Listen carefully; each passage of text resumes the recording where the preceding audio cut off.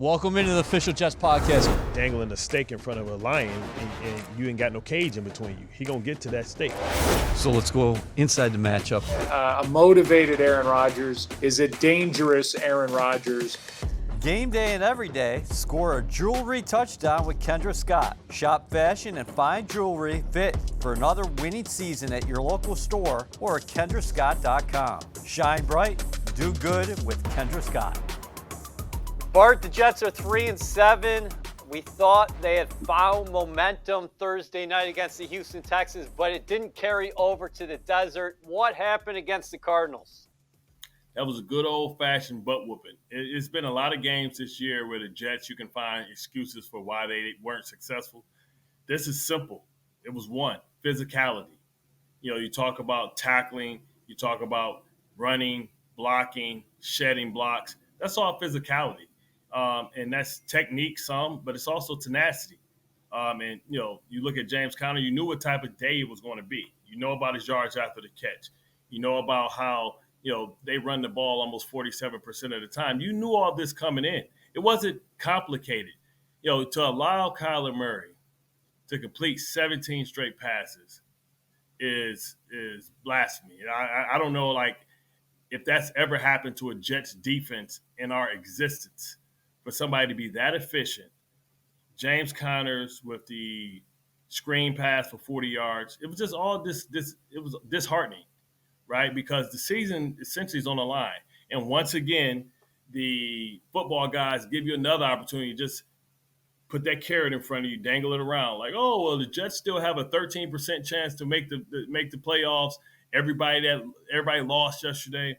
And you look at, I tell everybody, if you really want to see coaching and how instilling a culture, look at the Chargers. The Chargers have less personnel than they had year before, but their defensive rankings have gone up because they know who they are. Their coach brought in a level of physicality.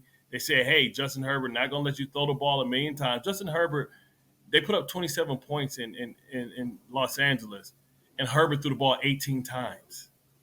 So, we lost – at some point we lost that element on the defensive side of the ball and the offensive side of the ball. And we tried to make it cute. And we forgot about football at the end of the day is about moving a man against his will one way or the other, being able to be physical at the point of attack and to wear guys down. And we lost sense of that. And the display was if you went down the roster of Arizona, outside of Budda Baker, you couldn't name anybody. We wouldn't know. Scanling, Buntling, or somebody. But let's be real. The better roster was in New York, but the better team was in Arizona. What do you attribute the missed tackles to? Next Gen Stats said 20. I saw other outlets say 17, but it was north of 15. You, who was such a sound tackler throughout your career, when you see a team do that, and it's at every level, what do you point to? Technique. This is what's funny, right?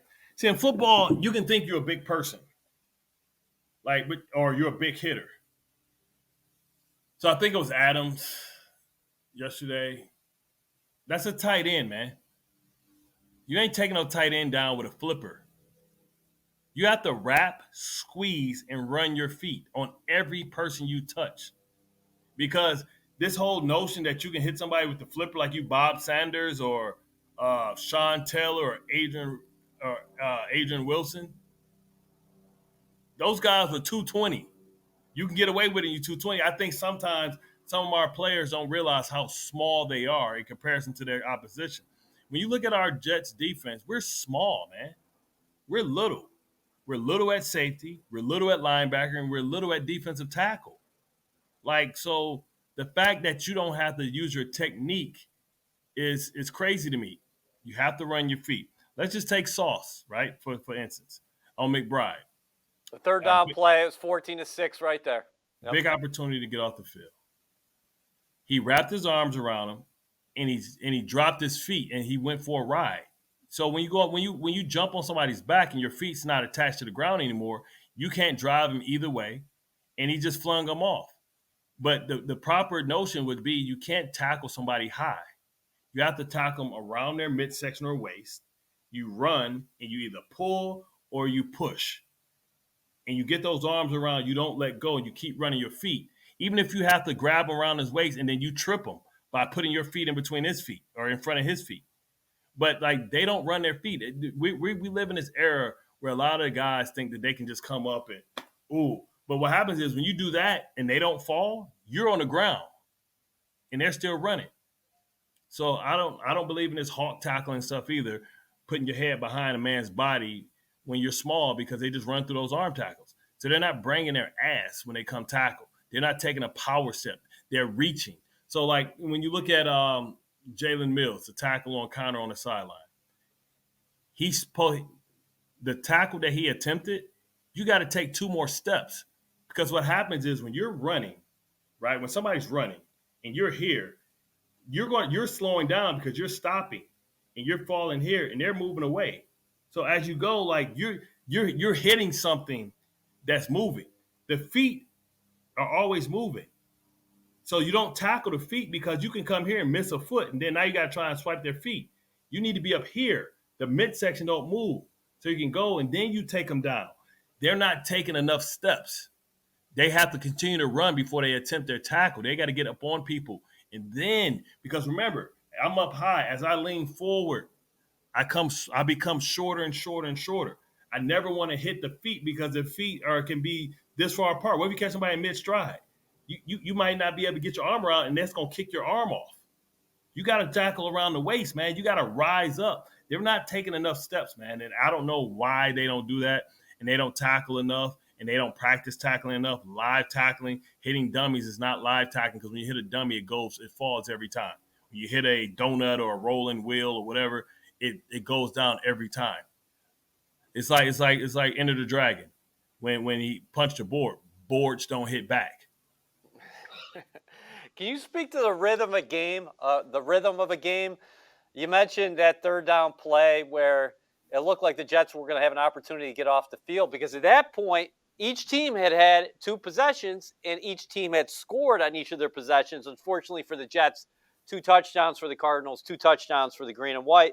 And then also later on that drive, Quincy Williams came unimpeded on a blitz, and that was what might go down as the biggest hit of the year in the National Football League. Somehow, Kyler Murray did not fumble that ball away. His helmet was dislodged, and that sets up a 2nd and 18, and they're able to convert, and then before you know it, they're back in the end zone again. Murray hits Marvin Harrison Jr. Go ahead, you're waving to me. Actually, he did fumble the ball. Yep. But Quincy got up so fast, he didn't recognize that he didn't have the ball. Kyler recovered the ball by his feet while he was trying to get up, but he was dazed. If Quincy would have stayed on top of him, he's a dead player with his helmet off. And that ball was still sitting there around his shins. And it was another Jet player there. But if he would have recognized, he was so excited that he made probably one of the hardest hits, unseen hits that he's ever made. He didn't recognize that the ball was actually loose. And the ball wasn't in Kyler's hands. As soon as Kyler got hit, he dropped the ball. And he landed on top of it. But he didn't have it. And while Quincy was celebrating, he picked the ball up. The little things. Little things. Now, that's exciting that what he did, it was an amazing hit, way to dial it up. But when you're losing during the football season, it's like things like that's like, man, we got the hit, but, man, we could have got the ball. And nobody was around. Everybody had stopped. If you go back and watch it, you'll see Kyler, like, get up and reach him and grab the ball by his knees and grab it. But that ball was free. The Cardinals scored 5 consecutive possessions. If you're Jeff Ulbrich right now, and he's taken on a lot of the responsibility, saying that he said, hey, I didn't get my team prepared, but he's not out there on the field the one responsible for making tackles. Defensively, we always talk about it. Me and you love fights. Styles make fights. What do they have to do before this game against the Indianapolis Colts as far as defensively trying to fix what ailed them against the Cardinals, but also looking ahead to these final 7 games? I mean, listen, if you could show that consistently that you can't stop it, you're going to continue to see it. And you're going to continue to see 12 personnel. You're going to continue to see, saying that this is how we adjust to it. You got to, in my opinion, you have to go to a 3-4 when you have that. You got to have some form of a heavy package. And it can't be, bringing an extra linebacker at the second level, walking a safety down. I need 3 defensive tackles in there. So I got 3 over there, 3, and I got 2 over there, 2, and the center's the extra guy. And now let me see if you can't double team. So now you got to block Quinnen one-on-one. You can double Kinlaw, but then now whoever you decide to put there, whether it's Clemens, whether it's Taylor, put him in that gap right in between the B gap. Like, you can't double because the tackle, you can double with the tackle, but then I got a fighter's chance that way. But when I have 4 and they got 6, 2 tight ends on the line paired up, tackle, guard, center, guard, tackle. That's 7 people. That's 7 people against 4. Who's going to win that battle?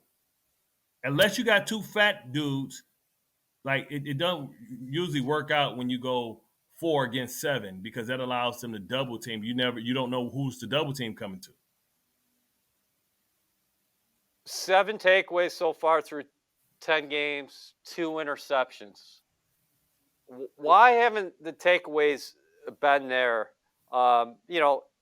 Specifically the interceptions too. I know teams are running the ball, but you see a lot of teams in the league that have better success. I mean, that kind of stands out in terms of when we're talking about complementary football, because this is not all on the defense. This is on the entire team. And we're going to get to that, why they are 3-7. But the takeaways, what would you say, what would you point to and say why they haven't been there? So when a team can run the ball on you, it creates play action opportunities. So a lot of your defensive plays are one-on-one, right? Because you're committing so much to trying to stop the run that the linebackers have to respect the run. So if it's a play fake, you have to step up. That creates a lot of horizontal space.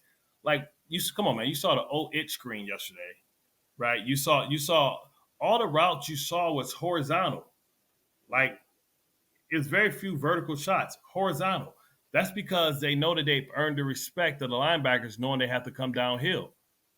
So that just creates space. And then now you got the defender having to chase through traffic. And then especially if you're chasing a tight end, even though you can run with a tight end, if you're running behind a tight end because you have to be in a trail position, he's 6'5". He's kicking your shin every other step, right? So then, like, he basically just positions and bodies you out. And then you end up jumping on his back, no matter if you're faster than him or not, because you have to stay in relation. Because if you get in front of him, he stops and goes back the other way. You have to be in a trail relationship. Usually what you do is when people are doing all that, and the linebackers have to have good eyes, but they got some inexperienced linebackers out there. Like the backside linebacker, like yesterday when they had the big boot, it's the backside linebacker that's supposed to see it. The front side linebacker is play side. Of course, the tight end can be there, act like he's blocking and run past him, but the backside linebacker has to be slow and understand he has to check the backside gap, the front side gap, and let me look at him. That's a problem. They're trying to make other people's plays. It's not your play. And that's what happens when you start losing. You start reaching and trying to do other people's job instead of doing your job. So that now the coach has to coach 2 positions instead of 1. Yeah, you always speak about farming your own land over the years. Man. You can start pressing, and then you actually, instead of helping, you're creating a second void. Yeah. All right, so flipping to the offensive side of the ball. Jets moved the ball early. They had a number of drives where they sustained the football, right? And we saw them moving it between the 20s, but they weren't finishing possessions. What do you make of where they are offensively right now? I don't know who they are or what they do well. And I don't know if they know. Like, I don't know what their bread and butter runs are. I don't know what their bread and butter pass combinations are. And so, and the thing is, like, the best I think I've seen the offense look, people can talk to the Texans game. That was cool. But for me, it was against the Bills. Yep. In that game featured a bunch of shifts and motions. Remember, it's the first game out. Featured a lot of shifts and motions. And what Aaron has to realize is he doesn't need answers to the test. Everybody else does. So here's what's happening, in my opinion. When Aaron Rodgers goes to the line of scrimmage and it's 18 seconds and he's going through talking to everybody, right? He's getting everybody to tell him what to do. Field general. But me as a linebacker, me as a safety, what that allows me to do is to look at you for 18 seconds without a distorted view. So when I see you, I'm looking like, this 3-by-1. Aaron's still talking. One thing I can do when there's not a lot of motions, I can communicate to everybody. I can say, watch this, watch that. I can start looking and man, these linemen, their hands look a little light. Alert bird, right? I can look and say, hey man, this guard is leaning back. Alert the pull. Alert the pull lets me tell the front side linebacker, hey man, be ready to come downhill like a banshee. I think this guy's pulling. And then it also allows me to tell the backside tackle, hey man, you get in the back block. So now everybody's more prepared for the play, right? Because I had 18 seconds of watching. When we see it look like a fire drill, it's when what game was that? Remember the Jacksonville game against this year, Jacksonville and Buffalo? Yeah. When it was all those shifts in motion that everybody running, hey, it was frantic, right? Yep. When you shift in motion, it creates chaos to the defense because sometimes you have to change the strength call. Close left, okay, reload, close right. Everybody has to move. Then you have to say, all right, deuce over here. All right, pack over here, right? You have this. Then you got to say, all right, knife. So now you got to communicate. And all it takes is one person not to get it right, and he's out of his gap. You win. Primarily just because you created movement. You forced communication. And what Aaron's not doing is not forcing communication because you're not motioning and shifting.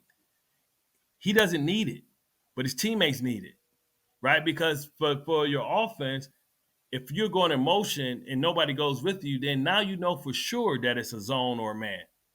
Right? It reaffirms what you assume. Aaron Rodgers doesn't need that affirmation because he already knows because he's been around long enough. He has different keys that he can get his stuff from. Other people need those keys. And that's the problem sometimes when you play with a great player. They assume that everybody else is great and think great. But that's not the case. Like I remember when I was coached, I said all the time by Singletary. He'd be like, man, didn't you see that?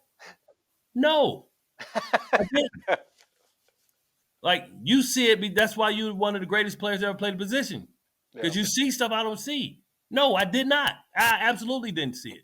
So Aaron is expecting 10 people on the field to see what he sees, but they don't. So he has to communicate it to them. And by the time that happens, the defense has already had an opportunity to decipher what they think it's going to be. And they're allowed to play fast because guess what? Once I see the clock get underneath 2 seconds or 3 seconds, man, whatever hut you're doing, I'm firing off because if it's not hut, it's either a delayed game, it's not going to be an offsides, so I'm firing off. So now I'm getting off the ball faster. Game day and every day, score a jewelry touchdown with Kendra Scott. Shop fashion and fine jewelry fit for another winning season at your local store or kendrascott.com. Shine bright, do good with Kendra Scott. Man, it's so interesting you bring up that Bills game because it doesn't seem too long ago, and I mentioned this in the postgame show, that the Jets were hosting Buffalo on Monday Night Football. They were 2-3. The Bills were 3-2. They had a chance to tie atop the AFC East. In that game, Bart, the Jets had 15 plays of 10-plus yards, 8 plays of 20-plus yards. Against the Cardinals, Arizona averaged 10.4 yards per pass attempt. The Jets averaged 3.4 yards per pass attempt. Because the concepts are easy to read. Tell me this. How many deep shots did they take? Not many. That's my point. They didn't stretch the field. I don't understand. I understand teams are taking things away, but at some point you got to be able to say, hey, we got great players. Let's see if they can go make plays. You got to get them chances. And I didn't see them get chances. And when Fashion came in, because Tyron's been struggling a bit, I thought that the pressure slowed down and the line was solidified as well. All right, So- let's set the Brees Hall averaged more than 5 yards per carry again. It's never enough, though. Yeah. Like, it's got to be a commitment. Like I said before on the post game, it's no way that the Giants' run game should be producing more yards than the Jets. We got a better line and we got better players. And I don't like to farm other people's teams, but it's just it's more apparent because you know who the kid Tyrone is, and like who they, because we're in the same market, who their offensive line is. You like, it's no way that this guy should be rushing for 147 yards and we can't get Brees the ball consistently. That's the best way to open up the passing game, is by consistently committing to the run. Like I said, Justin Herbert threw the ball 18 times yesterday and put up 27 points. And that's not, you see that throughout the league. Mm-hmm. That running the football is the thing to do. You see that maybe, like if you look at the Chargers, you look at the Ravens, you look at the Chiefs, you look at Miami, fullbacks. Because the linebackers have gotten so small, because they're trying to keep up and be able to play in space, the best way to negate that and how teams are doing that is by going old school on them. It used to be just New England that had a fullback. Now you look at the teams that's running the ball down people's throat, they have a fullback and they're committed to the run, and it keeps the pass attempts down. Jalen Hurts looks like Jalen Hurts now because he doesn't throw the ball and put the ball at risk. Dak Prescott looks like he looks because he throws the ball too much because they're one-dimensional. What is the challenge right now for Jeff Ulbrich at 3-7 with his team coming off this game against the Arizona Cardinals and now hosting the Indianapolis Colts at home? It's losing the crowd and it's losing your locker room. Like, trying to fight and keeping them together. Like, just keep fighting. Like, Indianapolis in the same place. Joe Flacco threw 2 interceptions. It's like first quarter. But they came back and took the lead. So it's not going to be easy, and that's the thing. You think because you got good players, it's going to be easy. They need to figure out how to find a balance between incorporating all the – sometimes you can have too much talent, and you try and serve everybody. At some point, you just got to say, this is what we're doing because it's best for the team, and we'll figure it out going forward. They have to find a way to move the football. They got to find a way to score points, and they got to find a way to stop the run because guess what? Indianapolis' offensive line is better than Arizona's, right? Like, we getting the ball ran down our throat with an offensive line that featured Beachum and Will Hernandez. When you hear those names, that you should say, no, we good. Like those, like we know those players, good people, not great players. But if you're committed to what you're doing and you know your role and you do it at 100%, you can do that. I know coaches typically say it takes 4-6 games before you can say we have an identity. For the Jets, after 10 games, what do you want them to strive for in terms of what their identity should be on both sides of the ball? Most football teams should be about being identity should be discipline and tenacity. And we know what it looks like when we see it.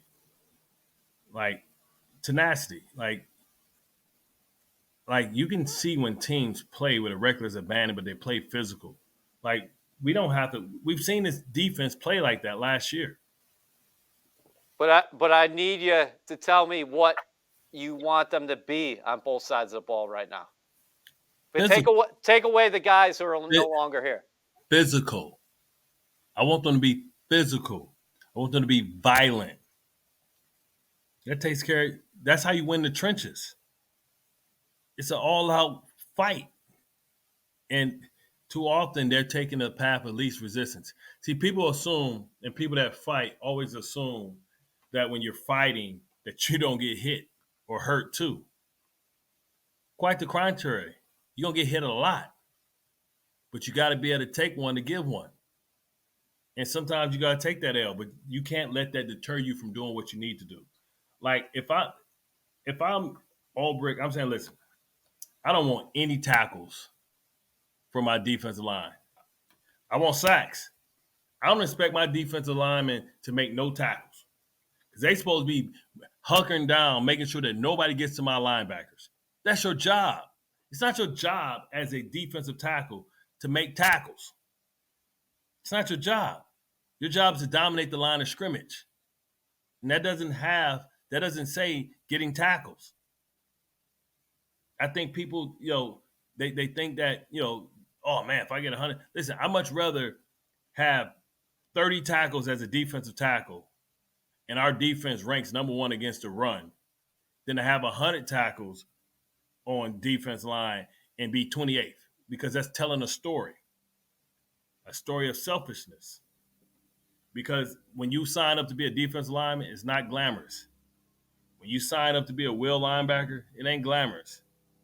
Listen, I spent many a days or many a plays underneath piles while David or Ray Lewis was celebrating over my head. Because it wasn't my job. It was my job to go blow up the play. It was their job to make the tackle. You got to embrace your role. Like, nobody cares about how many tackles you got. You can add them up all you want. Like, I'll take, listen, I tell people all the time, I'll take my 800 career tackles every day of the week over a bunch of guys that got 1,500. Because guess what? I got 800 tackles or whatever, however my career stats is, 800 tackles, whatever. I got mine because guess what? We was off the field. There wasn't no opportunities. We was 3 and out. You can have a bunch of tackles and show me a dude with a bunch of tackles, show you a dude that's on a scrub team on weak defense. When you first, you second in defense, it ain't enough tackles for everybody. Because guess what? We over there drinking Gatorade. Why you out there giving yourself CTE? You got a prediction for Jake Paul and Mike Tyson? I refuse to watch that.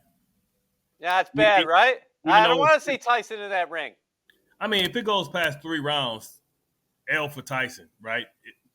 If Tyson gets to him and touches him early, it's a wrap. Listen. You know he's close to 60 years old. I know. Jake has done a great job in making a bunch of money and excitement over fighting people that's a non-threat to him.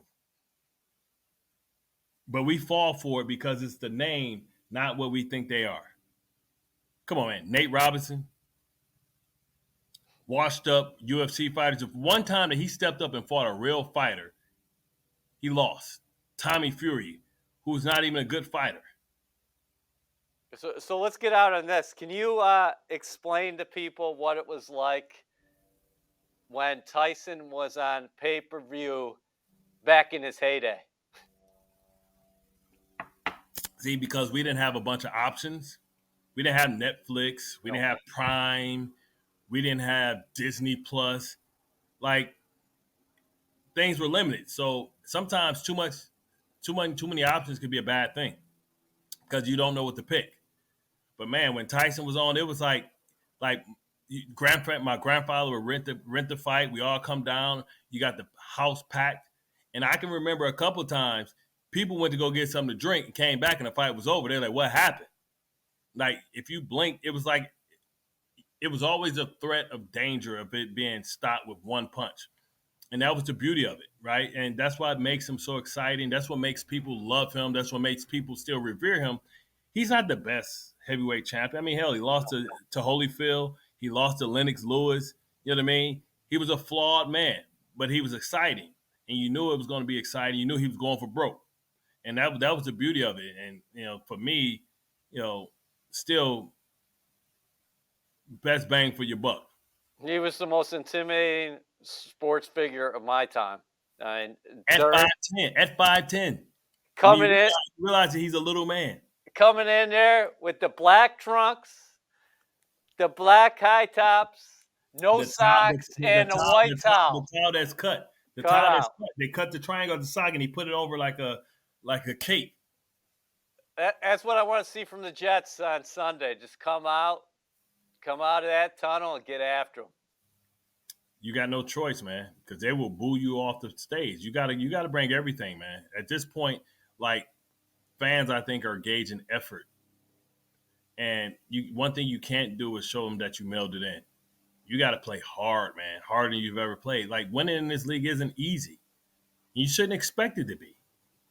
But, man, like, when you look to your left and right, you're like, man, that dude next to me is a beast. But is he giving you everything he got? So that's what you have to do as leaders. And, it's hard because C.J. Mosley's been hurt all year. It's hard because these young guys are trying the best they can, but I don't know if they really know how to lead and what the accountability of holding each other accountable during the week is all about. And then when it's not going right on the field, being able to have the respect to hold people accountable, starting with yourself first, saying that this is below our standard and it's not going this way. Do your job and holding guys accountable to do their job.